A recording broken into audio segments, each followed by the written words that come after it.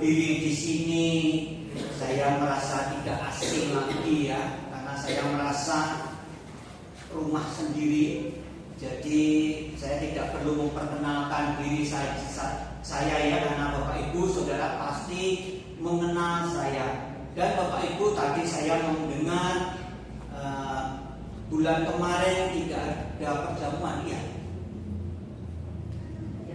Gitu ya, mohon maaf lah. Kenapa?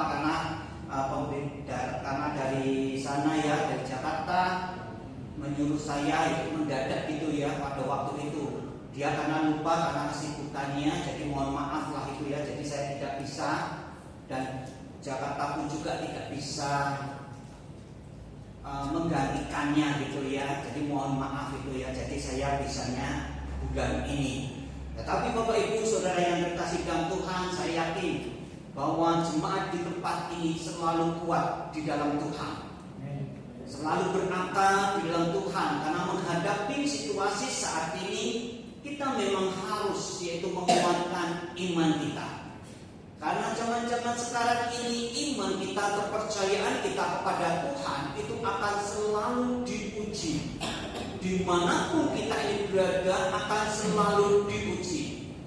Tinggal bagaimana kita ini kuat atau tidak di dalam Tuhan. Kalau kita tidak kuat iman kita, kepercayaan kita kepada Tuhan, maka banyak nanti kita sekalian, orang-orang yang percaya kepada Tuhan akan meninggalkan Tuhan.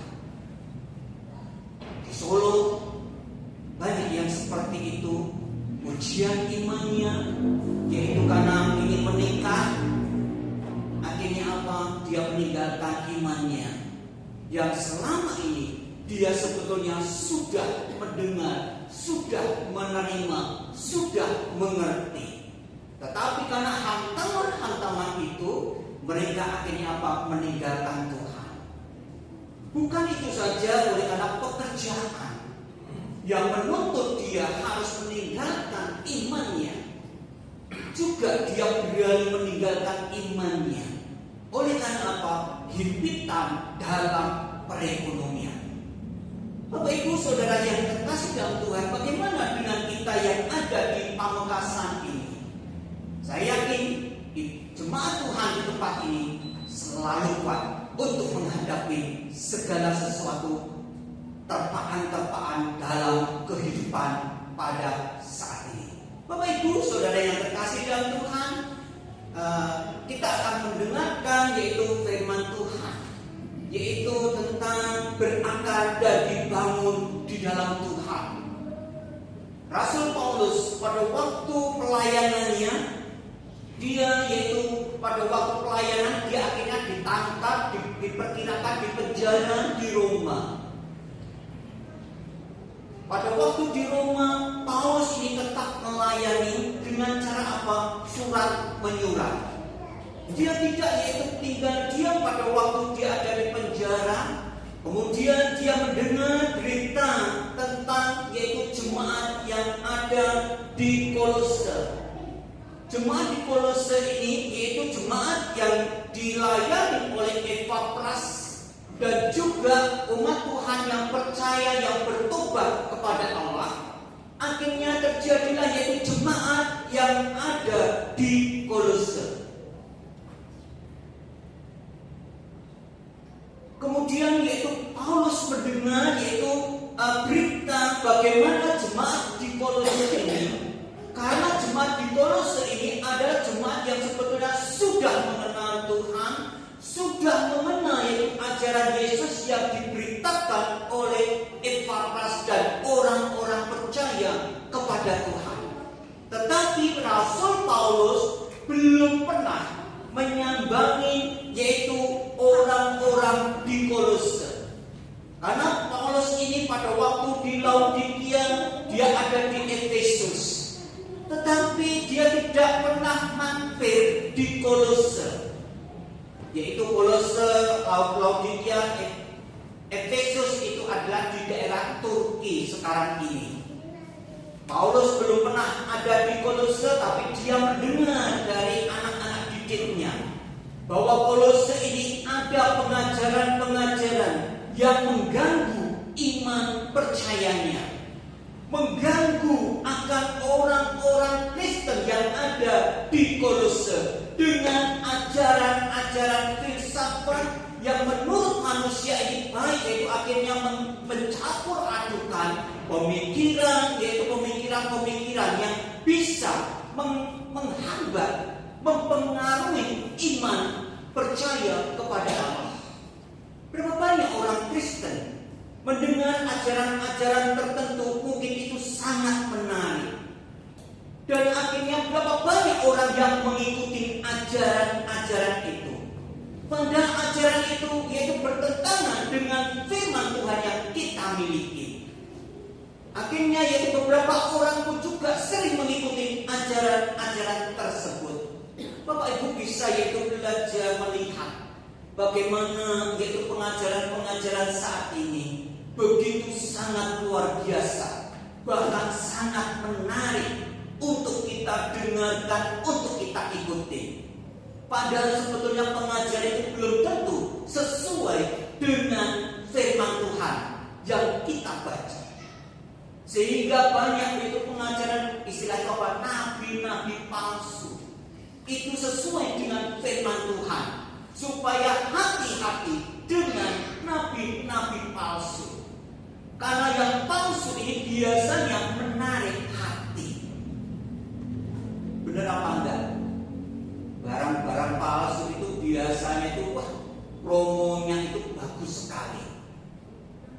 Ya, biasanya orang-orang yang berjualan di sini itu ngerti make up yang asli, yang palsu. Dipoles itu bagus kelihatannya. Karena di Solo ada seorang seorang pendeta, dia untuk promo perawatan wajah, dia memang pendeta tapi putih, ya kulitnya putih, dia dipromokan untuk yaitu dipraktekkan di tempat itu. Setelah dipraktekkan kelihatan cantiknya. Setelah itu banyak sekali orang yang membeli produknya, termasuk pendeta ini.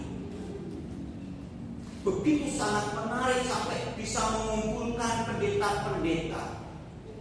Setelah itu, setelah selesai, dia praktek di rumah dengan barang yang dia beli pada waktu promo. Banyak sekali yaitu hamba-hamba Tuhan yang membelinya. Setelah itu dia poles-poles wajahnya. Kok rasanya itu beda dengan yang dipraktekkan pada waktu di tempat. Di tempat itu begitu sangat luar biasa promonya. Akhirnya dia merasakan kok setelah dia pakai make up itu rasanya itu kok gatal itu ya di muka. Dan juga hamba Tuhan yang lain merasa beda dengan yang dipromokan, dengan yang barang yang dijual. Kalau kita tidak waspada dalam iman kita pun juga demikian. Paulus mendengar yaitu berita, yaitu jemaat di Kolose ini yang begitu setia kepada Tuhan. Akhirnya kemasukan ajaran-ajaran tertentu yang bisa mempengaruhi yaitu iman percayanya. Akhirnya Paulus ini menulis mengingatkan jemaat yang ada di Kolose ini. Di dalam Kolose pasal yang kedua, kita baca itu saja ya, tidak usah semuanya. Kolose pasal 2 ayat 6 dan 7 itu ya.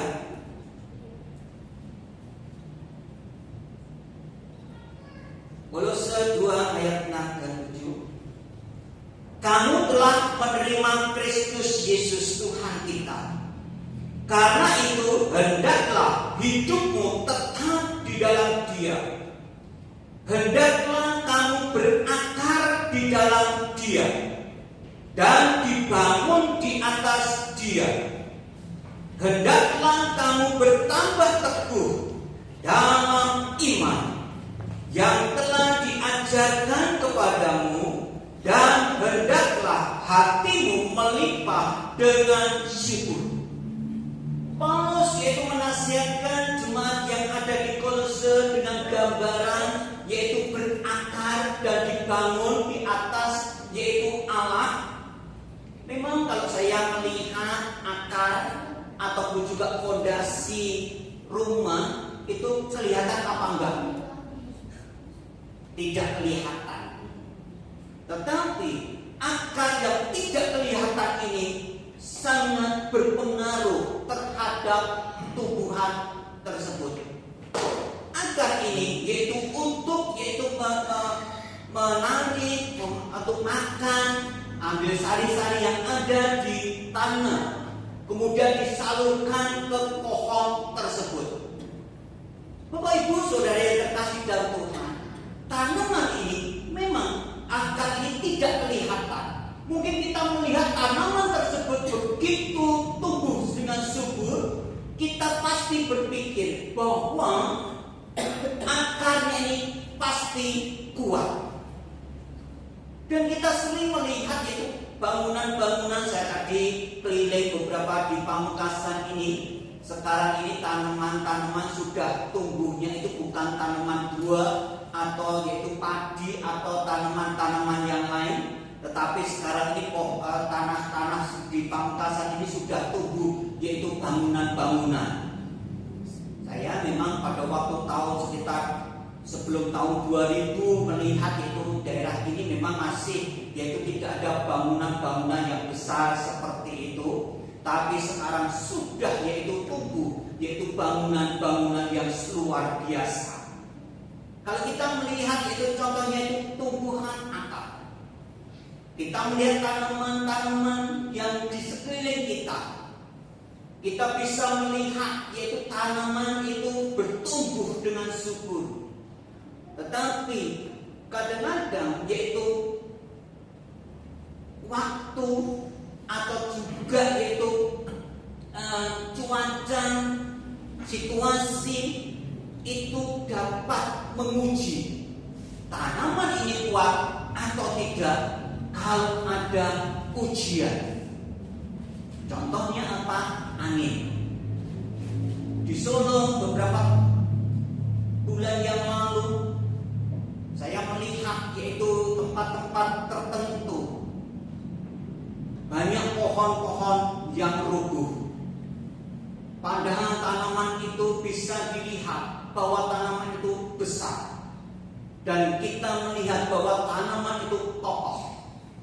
Tetapi ada ujian, yaitu hantaman angin dan air hujan pada waktu itu. Akhirnya tanaman itu kita melihat banyak yang roboh. Ternyata apa? Akarnya tidak kuat. Saya juga senang sekali menanam pohon, terutama buah-buahan. Bukan buah-buahan mainan itu, tapi yang berbuah. Saya tadi juga ngincang itu ya, karena kotek itu apa namanya? Tekwi itu ya. Dia ngincang di sana. Saya juga kok kelihatannya jambu gitu loh ya. Saya penasaran, dia pergi, saya nyusul gitu ya. Wih, ternyata jambu air itu ya. Jambu air yang sudah berbuah, tapi kok seperti kecil-kecil gitu ya. Tapi kalau saya senang banget itu, kok melihat ada buahnya itu sudah senang. Saya juga yaitu di rumah menanam yaitu sripoyo, srikaya di sini ya, atau buah apa itu cantik atau apa gitu ya. Tidak tahu kok srikaya, saya yakinlah Bapak Ibu bahasanya mesti ngerti lah dengan bahasa saya. Mohon maaf kalau bahasa Jawa saya itu keluar. Itu ya, saya menanam pohon yaitu srikaya. Srikaya ini yaitu saya pada waktu itu menginginkan yaitu buah srikaya, tanaman srikaya. Kemudian saya main ke tempat teman saya, ternyata ada yaitu tanaman srikaya yang ada di pot. Padahal tanaman itu sangat kecil sekali, pendek itu ya, masih setengah meteran. Setelah saya itu ngomong-ngomong sama teman saya itu mau bicara, ya udah ambil saja pohon ini. Kemudian saya ambil pohon itu, setelah itu saya tanam di halaman rumah. Kemudian beberapa saat kemudian tanaman itu tumbuh. Setelah tumbuh baru kurang dari 1 meter, masih pendek banget itulah. Ternyata bisa berbuah. Hati saya itu senang banget. Setelah berbuah, saya menunggu matangnya. Setelah matang, tahu-tahu kok buahnya itu kok hilang. Setelah hilang, saya cari ini kemana buahnya. Ada itu di halaman rumah. Ternyata yang makan buahnya itu adalah anjing saya. Karena pendek banget itu ya, dimakan anjing saya. Itu ya, setelah saya tahu kok dimakan anjing saya karena kotorannya kan ada biji-bijinya itu. Setelah itu Bapak Ibu, halaman rumah saya itu banyak sekali pohon srikoyo itu ya. Kok tahu ada srikaya. Ternyata anjing saya itu menanam pohon srikaya. Wah, kok banyak sekali pohon srikaya. Memang saya pindahin itu ya. Saya kasihkan jemaat karena yang jualan tanaman. Udah ini ambil gitu ya. Saya kasihkan gitu ya. Tapi saya tetap memelihara satu pohon ini. Pohon ini begitu sangat lebat sekali. Buahnya banyak sekali. Dan bertumbuhannya ini begitu sangat itu bertumbuh dengan baik. Sampai suatu saat saya melihat pohon ini. Ternyata pohon ini lama-kelamaan kok tidak lurus, tetapi goyong. Setelah goyong, saya kasih itu batu-batuan supaya tidak goyong, karena itu mungkin sudah tingginya 3 meteran ada. Ada buahnya lebat. Kemudian suatu saat hujan, ternyata pohon itu sudah merubuh itu rumah dia begini. Dalam hati saya merasa kecewa. Oleh karena apa? Karena buahnya masih banyak, belum matang. Setelah itu mau tidak mau, saya mau mempertahankan pohon itu tidak bisa. Kemudian saya tebang, saya amatin kenapa pohon yang begitu lebat berbuah kok bisa, yaitu pohon ini bisa rubuh. Ternyata apa? Akarnya itu busuk.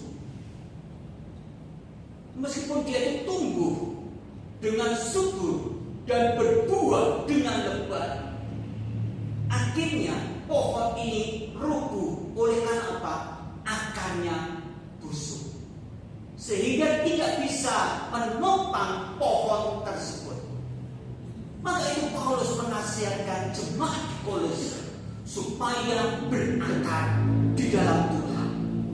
Dalam kehidupan kekristenan kita pun juga, kita dituntut oleh Tuhan, kita dituntut oleh firman Tuhan, supaya hidupmu itu tetap di dalam Dia dan kamu berakar di dalam Dia.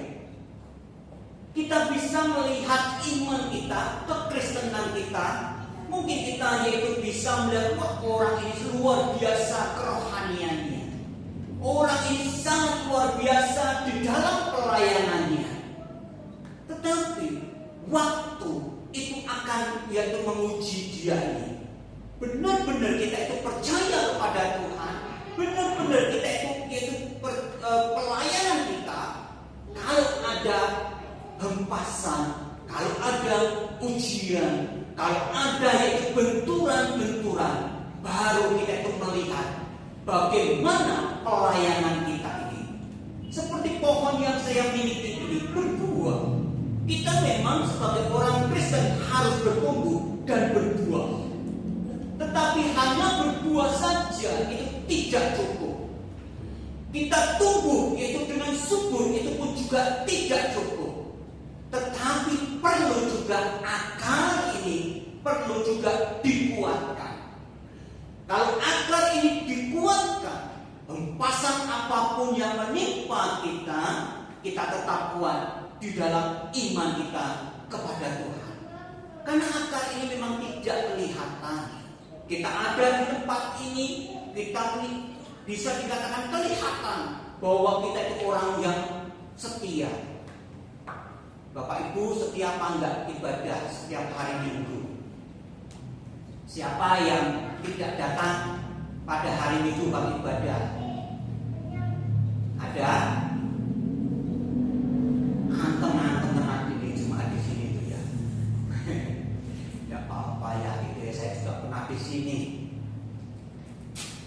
Setia apa enggak Bapak Ibu?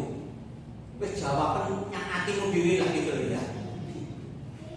Bapak Ibu setia apa enggak dalam ibadah, dalam pelayanan? Itu kita memang datang di tempat ini. Ya kalau tidak ada ini dan itu, kita memang bisa setia. Kita itu belum kelihatan bagaimana sebetulnya kita itu sudah ditanam di dalam Tuhan, berakar dalam Tuhan, kalau tidak menghadapi situasi-situasi yang terjadi yang menghempas kita. Seperti tadi total tumbuhan pohon. Kalau pohon belum ada hempasan angin atau apa, dia itu bisa bertumbuh terus-menerus. Tetapi kalau ujian datang, baru ketahuan pohon ini kuat akarnya atau tidak. Kalau ada misalnya hujan, ada angin yaitu kencang, baru kita kelihatan pohon itu kuat atau tidak. Seperti tadi pohon yaitu serikaya saya tadi itu ternyata akarnya busuk, membuat yaitu dia akhirnya mati. Mau tidak bisa yaitu bertumbuh dengan baik. Akhirnya ya udah repot gitu ya, mau nggak mau saya pertahankan kan lucu gitu ya. Mau pohon ini jatuh di rumah kita pertahankan padahal akarnya sudah busuk gitu ya. Saya potong, setelah itu saya cabut tuh akarnya nggak ada gitu ya. Sudah pada hilang. Bapak Ibu Saudara yang dikasih dalam Tuhan, Paulus mengingatkan jemaat di Kolose yang sudah menerima Yesus Kristus dalam kehidupannya, untuk mengingatkan supaya dia jangan sampai terpengaruh dengan ajaran-ajaran yang tidak sesuai dengan firman Tuhan, yang melemahkan imannya. Maka itu Paulus menasihatkan supaya kita berakar di dalam Dia dan dibangun di atas Dia. Demikian juga kita bisa melihat yaitu rumah, bangunan-bangunan. Mungkin bangunan baru kita bisa melihat, wah ini bangunan kuat, kokoh. Kita memang pada saat itu kita bisa bilang seperti itu. Tetapi ujian waktu itu yang menentukan bangunan ini baik atau tidak, di fondasi yang tepat atau tidak, itu akan kelihatan dengan ujian waktu-waktu. Mungkin ada hujan, mungkin ada gempa, mungkin ditempati orang, kena paku, benturan ini dan itu, mungkin sebelah ini juga dibangun, ya kita dibangun, nggak tahu dibangun apa itu. Karena ini kalau nggak salah ini dulu kayak halaman gitu ya, saya tadi lihat kok ada pintu apa gitu ya sebelah itu. Karena saya tuh nggak pernah lihat gitu ya. Kita bisa melihat bangunan ini kuat atau enggak ya, seperti ini bangunan kalau sudah itu dibetulin kalen ya. Kalen sama ya, kalen itu ya. Sungai kecil lah gitu loh ya. Nah, selokan itu ya, bahasa Indonesia itu selokan gitu loh ya. Itu ya di Solo juga sering ada pembangunan itu ya, kalau banjir akhirnya selokan itu besar banget itu ya. Itu jadi bangun. Kalau bangunannya jelek akan terpengaruh dengan yaitu pembangunan selokan yang ada di dekat rumah tersebut. Kalau bangunannya jelek, meskipun ini dikikis itu ya, dibetulin, apalagi di belakang itu ya dua der apa itu, pikir saya itu ya wapek. Saya inceng tadi itu ya, oh ternyata apa dibangun rumah itu ya, belakang itu. Bapak Ibu, kita bisa melihat itu bangunan yang bagus itu kalau ada benturan situasi seperti itu kita bisa lihat bagus atau tidak. Suatu saat rumah yang saya tempati di Mojosongo ini memang bisa dikenal yaitu perumahan dan tidak pernah lepas dari namanya rayap. Setelah itu ya, tahu-tahu atas atap rumah yang saya tempati itu gentengnya itu melorot, ngerti ya, melorot. Ini orang ngerti itu berarti ekonom gitu loh ya. Melorot. Kemudian anak saya itu ya, saya sama anak saya yang kecil itu ya, yang di belakang sendiri itu saya kesini sempat sama dia gitu ya. Kemudian dia naik ke loteng, dia lihat kamarnya itu ya, dia bilang, "Pak, kamarnya ada sinar itu ya, sinar masuk ke kamar." Ya. Pikir saya, paling gede lorot gitu aja. Kemudian saya lihat, oh ya seperti itu. Saya panggil teman saya untuk ngecek gitu ya, tempat itu. Setelah dilihat teman saya, karena teman saya itu tukang bangunan, dia melihat itu atap saya itu, dia berkata, "Iki rengmu usukmu entek," gitu ya. Belanda, reng sama usuk ini sudah tidak ada. Saya bingung, tidak ada apa, gendengnya masih nempel gitu ya. Akhirnya orang ini bilang sama saya, "Ayo kita lihat keluar." Ternyata gendeng saya itu sudah tidak lurus gini, tapi kalau dilihat itu gini samping kok gitu. Kayak dilok neng anggo omahmu. Gitu ya.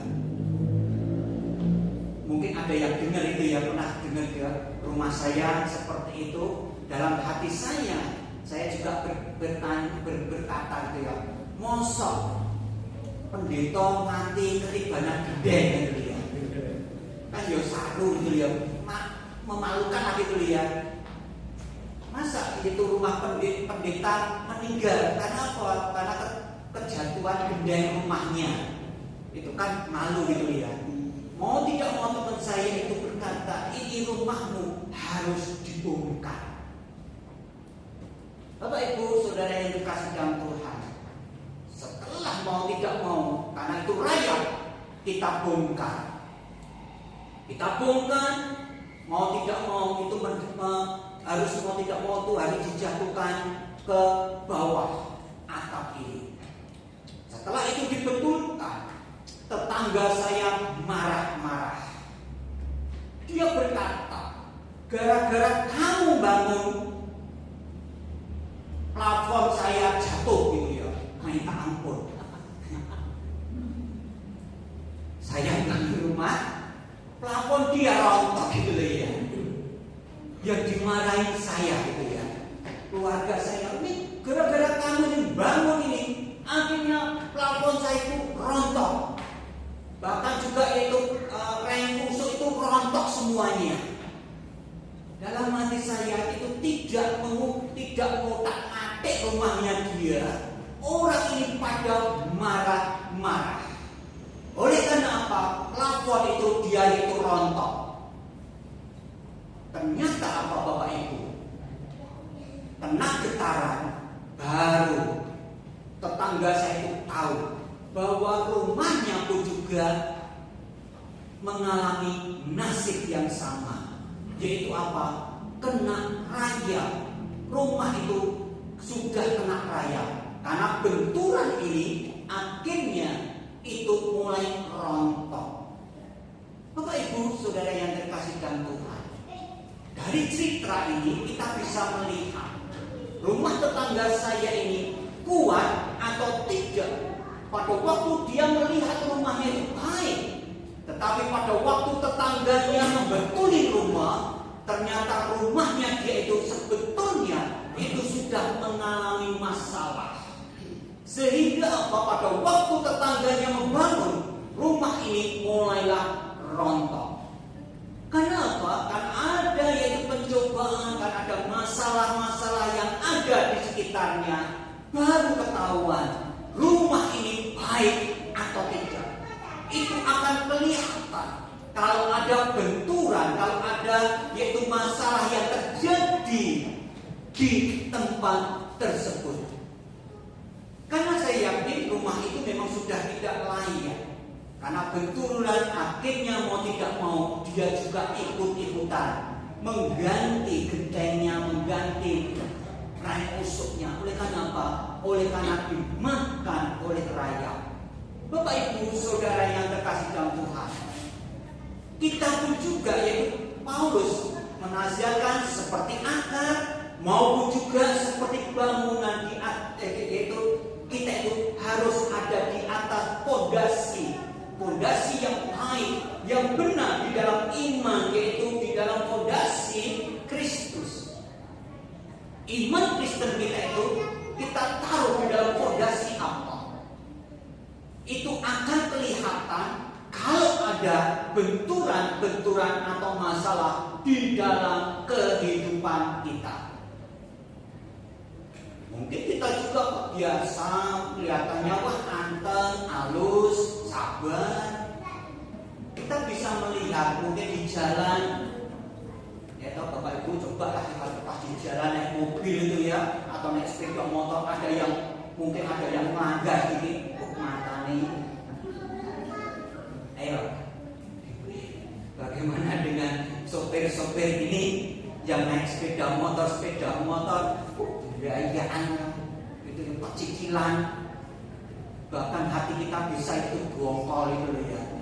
Karena saya juga mengalami seperti itu, karena ingin cepat-cepat seolah-olah orang yang kendaraan yang di depan saya itu kok enggak jalan-jalan ya. Wah, yang gitu ya, saya sampai ini tuh jengkel. Itu ya jengkel. Oleh karena itu kita bisa melihat kita itu sabar atau tidak, itu akan kelihatan nantinya. Dengan cara yaitu ada benturan-benturan seperti itu. Kita lihat suami kita itu sabar apa ora, jangan dilihat pada waktu yang beda. Deloken pada waktu, lihatlah pada waktu di rumah. Itu akan kelihatan.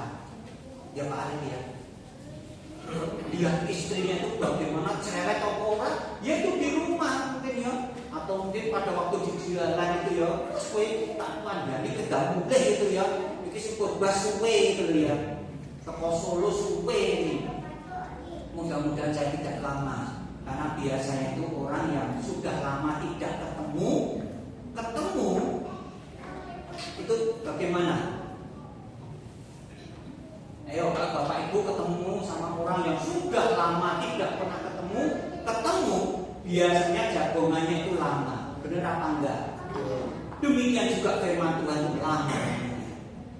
Ya sabar itu ya. Diuji Bapak Ibu. Kesabaran Bapak Ibu itu juga di gereja ini diuji. Pantat Bapak Ibu panas atau tidak? Pada waktu mendengarkan khotbah itu yang begitu lama, mimpin pujian aja kita disuruh berdiri, kita mungkin juga mengeluh capek gitu ya. Pada waktu mendengarkan khotbah duduk, kok enggak barbar gitu ya. Tapi di sini saya yakin jemaat yang ada di Pamekasan ini luar biasa di dalam Tuhan. Nah, amin gitu ya, bagus tuh. Kalau ada hempasan baru kelihatan kita itu akan diuji. Maka Bapak Ibu Saudara sekalian, dalam kepercayaan kita pun juga kita diingatkan kepada kita sekalian oleh Paulus supaya kita berakar di dalam Kristus dan juga dibangun. Bukan itu saja, yaitu kita bertambah teguh gitu ya. Bertambah teguh itu yaitu istilah itu kuat di dalam Tuhan, kuat di dalam menghadapi situasi saat ini. Nggak tahu ekonomi di tempat ini bagus atau tidak, pekerjaan di tempat ini bagus atau tidak, saya juga tidak ngerti itu ya dengan situasi ekonomi yang ada di tempat ini. Ramai apa enggak nih yang usaha-usaha? Puji Tuhan. Ramai. Oli ya, oli itu makanan pokok itu ya. Bensin itu makanan pokok itu loh ya. Itu berbahagialah yang laris-laris. Mungkin ada juga yang tertentu, jualan-jualan tertentu itu di Solo itu sering saya ngamati orang-orang yang berjualan. Saya juga kenal berkomunikasi dengan orang yang berjualan sate kambing itu ya. Kalau saya datang di sana, dia juga sempat juga mengeluh sepi gitu ya. Dia mengatakan seperti itu sepi. Ada juga yaitu di tempat lain juga mengalami seperti itu.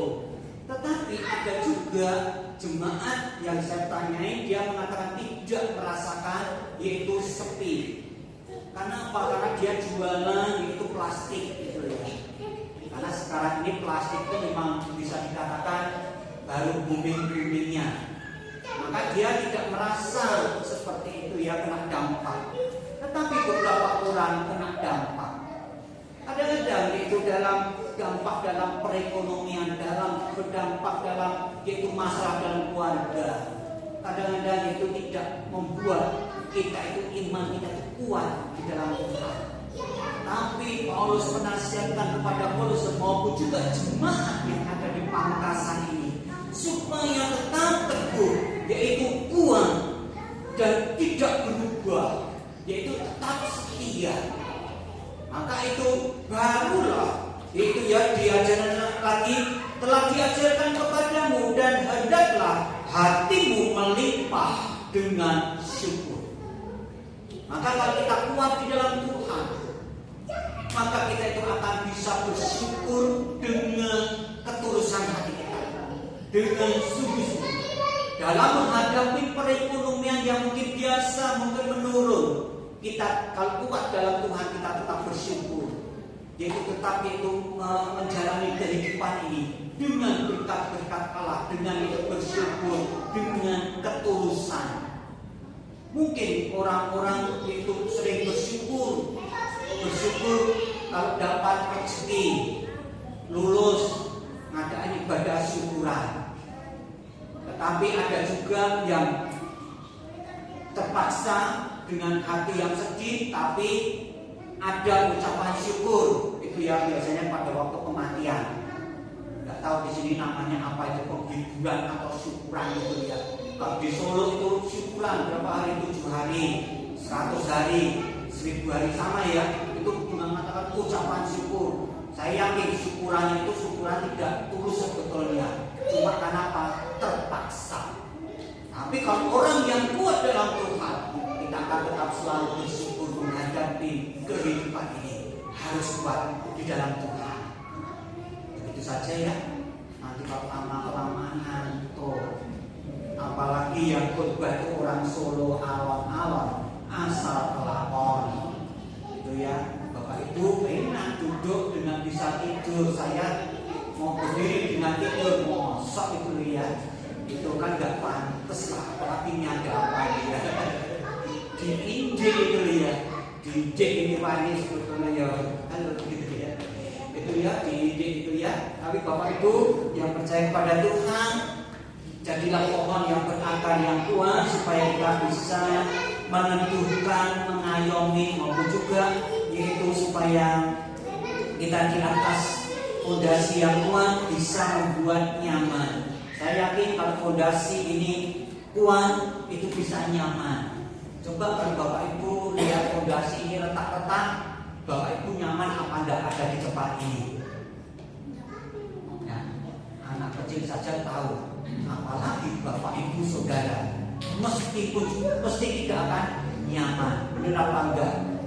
Kalau benar ya. Plafon ini kita bisa lihat mungkin sudah mulai seperti plafon rumah saya itu ya. Kalau ini sudah pecah-pecah, berarti ini sudah lepas dari cakotan. Itu di sini apa ya? Yang nempel ini kalau sudah ketarik mau tidak mau pasti pinggiran itu, tepi itu akan retak. Nah setelah retak nanti lama-lama ini juga akan retak-retak itu. Bapak Ibu masih nyaman atau enggak duduk gini ya? Enggak nyaman ya? Ngerti dia bahasa saya tahu dia. pasti kita tuh akan takut. Benar apa enggak? Tetapi dialah kita itu dalam kehidupan kita, dialah membuat nyaman di lingkungan kita, membuat itu nyaman, menjadikan keteguhan di lingkungan kita. Saya yakin jemaat di sini pasti akan menjadi saksi. Tuhan dimanapun berada, dalam pekerjaan, Bapak Ibu Saudara membuat nyaman yaitu teman-teman, membuat nyaman yaitu karyawan, membuat nyaman itu bos ataupun juga yaitu langganan-langganan. Jangan sampai kita itu menjadi yaitu pohon yang tidak berakar yang kuat, ataupun juga fondasi yang dibangun di atas fondasi akhirnya yang tidak kuat. Saya yakin rumah itu tidak akan menjadikan nyaman bagi kita sekalian. Tetapi jemaat di sini pasti akan membuat nyaman lingkungan di Pamekasan dan di sekitarnya. Tuhan Yesus memberkati. Mari kita akan bersama-sama bersekutu dengan tubuh dan darah Tuhan kita Yesus Kristus. Pelayan perjamuan kudus kami minta untuk maju ke depan, kita sama-sama mempersiapkan diri kita untuk melayani, maupun juga kita akan menerima bersekutu dengan tubuh dan darah Tuhan Yesus, akan menjadikan berkat yaitu tubuh dan darah Tuhan Yesus. Tuhan, kami bersyukur kepadamu pada saat ini. Kami telah menerima firman Tuhan dalam menguatkan jemaat di tempat ini, supaya mereka tetap selalu bertahan di dalam Engkau, maupun juga di dalam fondasi, di atas fondasi Engkau Tuhan. Dan Engkau selalu mengingatkan kami kesetiaan kami Tuhan, kesemangatan kami kembali untuk melayani-Mu, untuk datang kepadamu, untuk yaitu mempertahankan iman kami di dalam menghadapi semuanya ini Tuhan. Untuk itu Tuhan kami menyerahkan ke dalam tangan-Mu, sebentar kami mau bersekutu dengan tubuh dan darah-Mu. Kuduskan, sucikan kami, layakkan kami Tuhan, untuk bersama-sama bersekutu dengan tubuh dan darah-Mu. Tubuh dan darah-Mu ini akan menjadi berkat bagi kami sekalian. Dan sebelum kami makan dan minum, kami minta Tuhan supaya Engkau memberkati tubuh dan darah ini. Yang sakit disembuhkan, yang susah dihibur, orang yang lemah imannya akan dikuatkan, yang sakit Engkau sembuhkan Tuhan. Terima kasih Tuhan. Kami percaya tubuh dan darah ini menjadikan berkat bagi kami sekalian. Kami menyerahkan ini dalam tangan-Mu. Hanya di dalam nama Tuhan kami Yesus Kristus kami berdoa. Amin.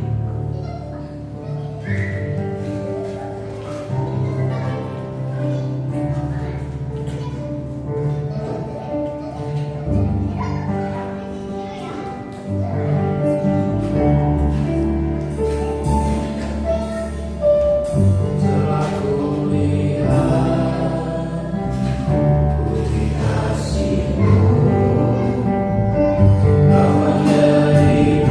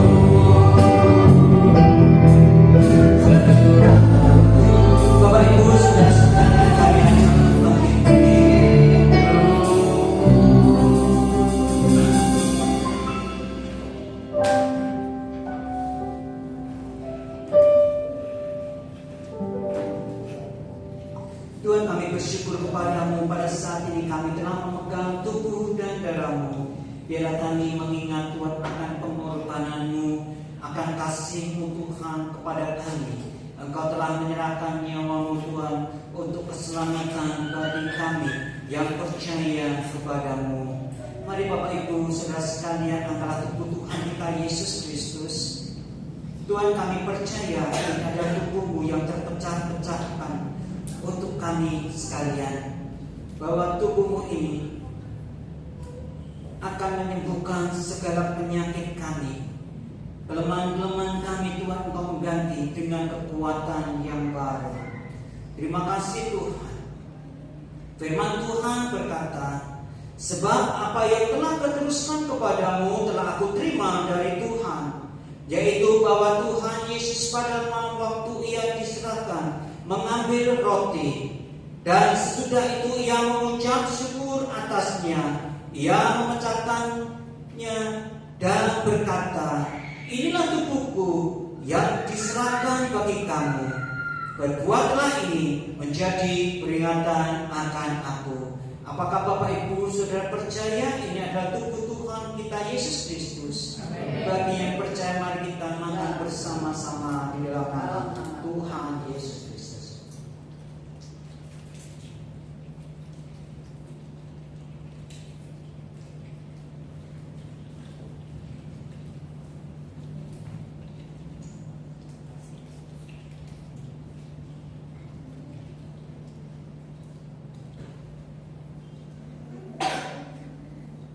Mari kita angkat cawan.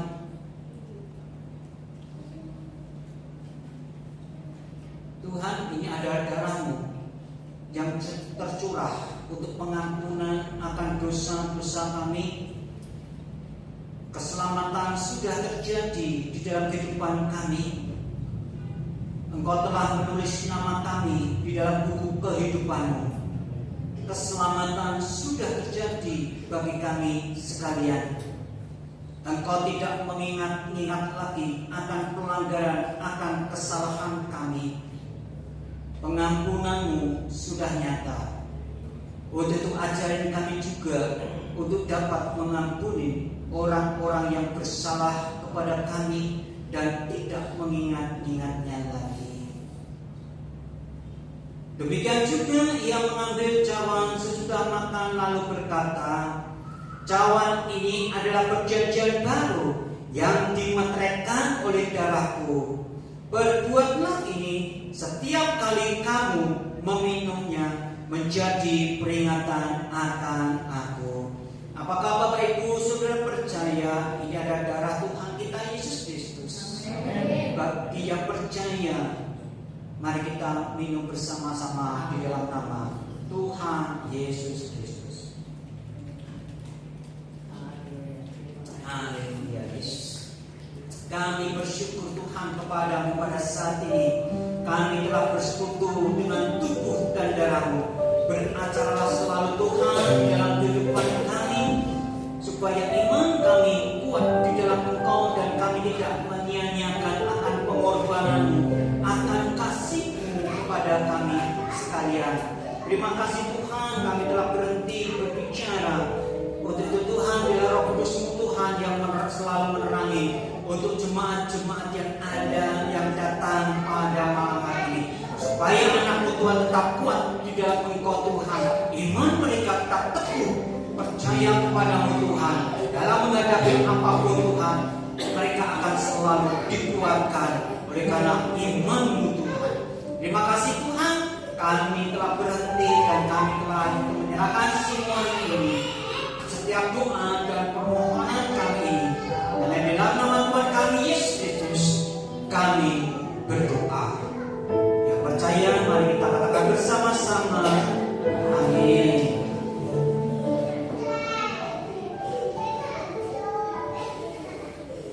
Tuhan, semua berkati yang Tuhan. Kita malam hari ini kita belajar firman Tuhan, bahwa kita harus senantiasa berakar di dalam Tuhan.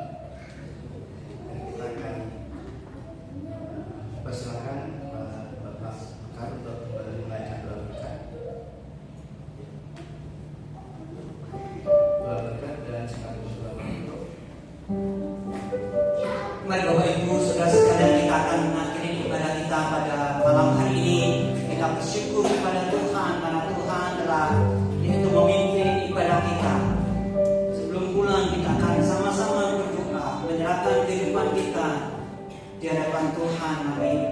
Ya, Tuhan Yesus, kami bersyukur kepada-Mu, Engkau telah memimpin ibadah ini dari awal hingga akhirnya. Setiap puji-pujian, setiap acara yang kami panjatkan kepada-Mu, yang kami lakukan pada hari ini, anak-anak-Mu Tuhan yang melayani Tuhan, juga Engkau memberkati mereka sekalian.